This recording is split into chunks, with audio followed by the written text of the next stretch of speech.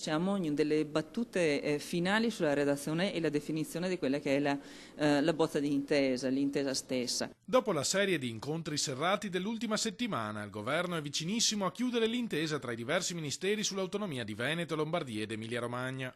Ad annunciarlo il ministro agli affari regionali Erika Stefani. Vi è stato un grande dialogo anche con tutti i ministri sia del Movimento 5 Stelle che di ministri della Lega, e sono state superate, a mio avviso, alcune perplessità che erano state avanzate da alcuni ministri ancora nel corso dell'autunno.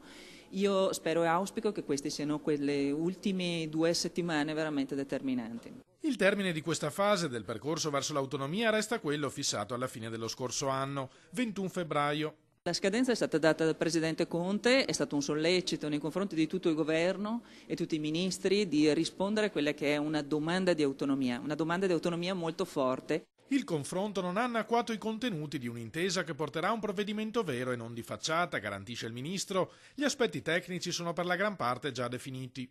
Le 23 materie ci sono tutte, questo è indubbio. E la declinazione interna è abbastanza articolata perché sono materie, vedesi per esempio l'ambiente, che dal 2001, tempo in cui è stata approvata, è stata modificata la norma della Costituzione 116 terzo comma, è cambiato veramente il mondo per quanto riguarda anche la materia ambientale, assolutamente molto complessa, ma proprio tecnicamente complessa. Meno vicino a una definizione il tema cruciale delle risorse.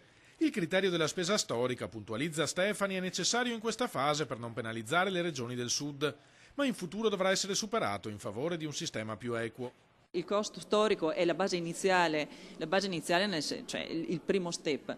Il raggiungimento di quello che è l'obiettivo è quello dei fabbisogni standard, che nella previsione, nella domanda che io ho fatto, che ho sottoposto al MEF, è quella che entro un anno devono essere strutturati i costi standard e i fabbisogni standard.